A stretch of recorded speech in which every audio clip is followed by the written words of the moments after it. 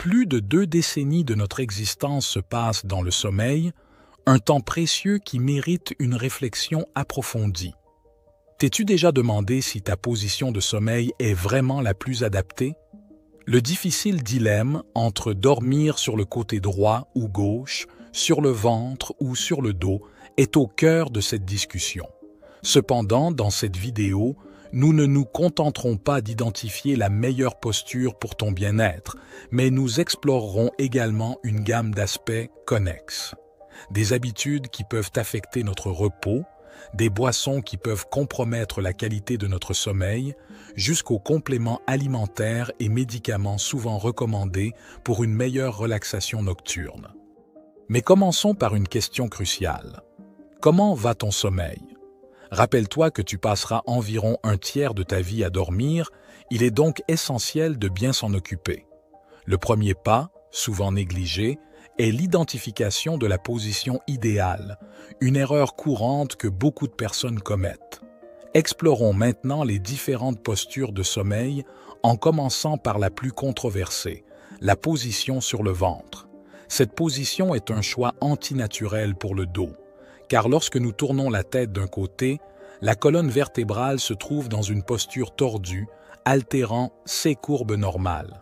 Le résultat est souvent des douleurs au dos. Si tu es jeune, tu pourrais être enclin à dormir de cette manière, mais nous te déconseillons vivement de le faire car cela pourrait te causer des problèmes de santé à long terme.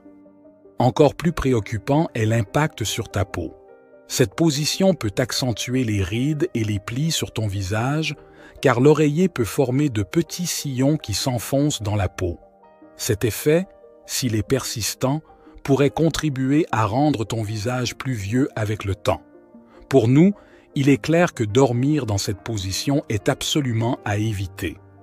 Opter pour le repos sur le côté droit affecte directement ta colonne vertébrale. Si tu accompagnes le sommeil avec un oreiller entre les jambes, tu favorises un alignement optimal de la colonne lombaire. Cependant, il y a une note de prudence à considérer. Le reflux gastro-œsophagien est un problème courant. Le mécanisme est assez simple. Il existe un muscle situé dans la partie supérieure de l'œsophage qui régule le passage des liquides de l'estomac à la bouche. Lorsque l'on se couche sur le côté droit, cette disposition anatomique peut favoriser le reflux du liquide gastrique vers l'œsophage et le larynx, provoquant des brûlures et des inconforts.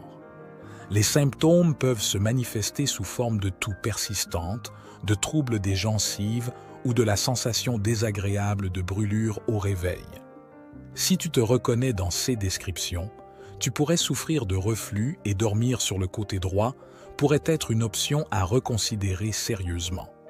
Imagine l'œsophage comme un tube qui relie l'estomac à la bouche. Sa disposition anatomique, légèrement décalée vers la droite, augmente le risque de reflux acide pendant le repos dans cette position. Cependant, il est important de noter que si dormir sur le côté droit peut ne pas être idéal pour ceux qui ont des problèmes de reflux, cela peut être extrêmement bénéfique pour ceux qui souffrent de problèmes de dos ou d'apnée du sommeil. Le repos en position supine, en revanche, représente l'une des postures les plus courantes et avantageuses, surtout pour la santé des vertèbres cervicales, garantissant un alignement optimal de la colonne vertébrale. Dans de nombreux cas, les physiothérapeutes conseillent de placer un petit oreiller sous les genoux pour favoriser également le bon alignement de la partie inférieure de la colonne, apportant un soulagement significatif à la zone lombaire et garantissant une posture globalement saine. Un bon support de l'oreiller peut également contribuer à maintenir les vertèbres cervicales en conditions optimales. Cependant, cette position peut ne pas convenir à tout le monde. Si tu souffres de ronflements, d'hypertension, d'obésité ou si tu es enceinte, tu pourrais rencontrer des complications. Le ronflement chez les personnes obèses est souvent causé par la relaxation du pharynx postérieur, qui peut obstruer le passage de l'air et générer des tourbillons produisant le son du ronflement. Bien que cela semble être un problème mineur, le ronflement chez les personnes obèses, surtout avec beaucoup de graisse, est souvent associé au syndrome d'apnée obstructive du sommeil, SAOS. Cette condition provoque des épisodes de ronflement et des pauses respiratoires, accumulant du dioxyde de carbone dans le sang et stimulant le cerveau à reprendre la respiration. Ce cycle provoque des micro-réveils et la production d'adrénaline, augmentant la pression artérielle. Le SAOS est une menace sérieuse pour la santé cardiovasculaire, provoquant une hypertension nocturne et augmentant le risque de maladies cardiaques. Les personnes obèses qui ronflent devraient éviter la position supine pendant le sommeil pour réduire l'hypertension et les complications cardiovasculaires. De plus, les femmes enceintes devraient éviter de dormir sur le dos pour prévenir la compression de la veine cave inférieure et les problèmes circulatoires. Pour cette raison, il est généralement conseillé aux femmes enceintes et à d'autres personnes de se coucher sur le côté gauche pendant le sommeil afin de garantir un flux sanguin adéquat. Lorsque la circulation sanguine est optimale, le cœur est capable de pomper le sang de manière efficace, contribuant à améliorer la circulation, réduisant potentiellement le gonflement des membres inférieurs, du visage et d'autres symptômes connexes. Cette position peut donc offrir des avantages significatifs, comme le suggèrent divers experts dans ce domaine. Concentrons-nous sur une approche simple. Comment trouver la position idéale pour dormir? Il y a 3 facteurs clés. La priorité est le bon alignement de la colonne vertébrale, en la maintenant neutre et équilibrée. Les meilleures positions incluent la position supine ou sur le côté, mais choisis en fonction de ton confort. Maintiens le dos aligné et les vertèbres soutenues. Après avoir trouvé la position optimale, évalue les éventuels problèmes de santé. Évite de dormir sur le côté droit si tu souffres de reflux, sur le ventre en CS de problèmes de dos et en position supine si tu ronfles ou souffres d'apnée du sommeil. Le confort est crucial. La meilleure position est celle qui te permet de bien dormir toute la nuit. Prends en compte ces aspects et trouve la meilleure position pour toi. Passons maintenant à la deuxième erreur après la mauvaise position. Cette erreur concerne les ennemis du repos. Ici, nous parlons de boissons, d'aliments et de choses que nous faisons tous les jours. Commençons par les boissons. On te conseille toujours de boire un verre d'eau au réveil avec quelques gouttes de citron. Pourquoi ne te conseille-t-on pas de boire de l'eau avant de te coucher? Parce que tu te lèverais souvent pour aller aux toilettes.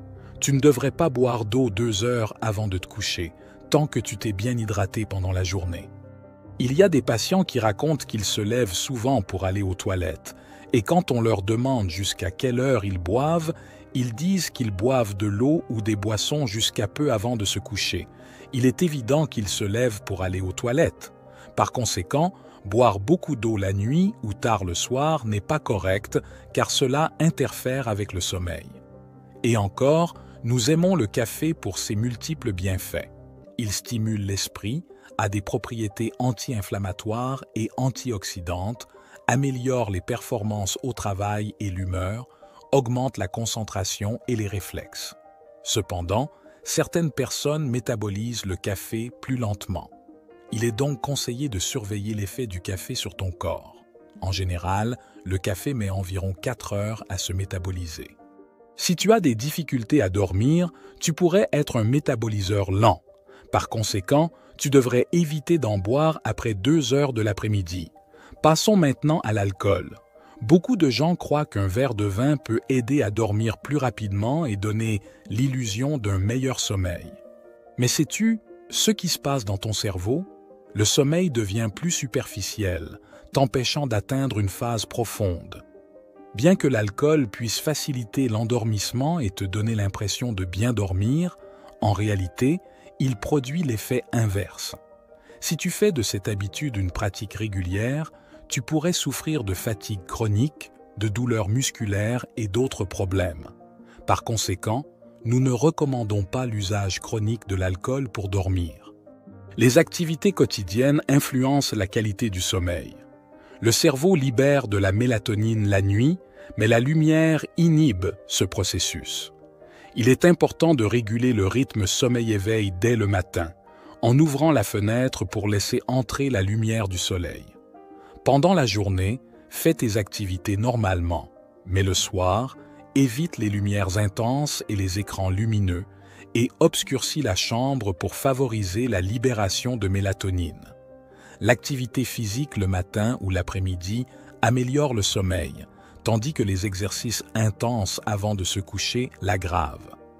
Certains compléments alimentaires comme la mélatonine et la glycine, pris 70 à 90 minutes avant de dormir, peuvent aussi aider, mais consulte un médecin avant de commencer. Avant de procéder avec le dernier et plus important point, si tu veux savoir comment améliorer encore la qualité de ton repos, regarde notre vidéo « Comment dormir pour ne jamais plus se réveiller fatigué ». Le lien se trouve dans la description. Continuons.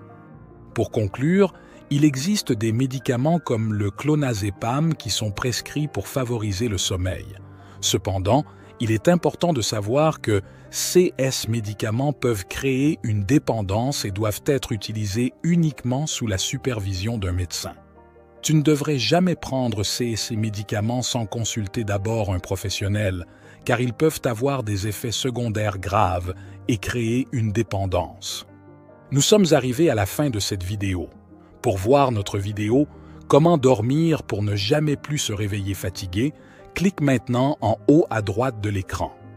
Nous espérons que ces informations t'ont été utiles et qu'elles contribueront à améliorer la qualité de ton sommeil.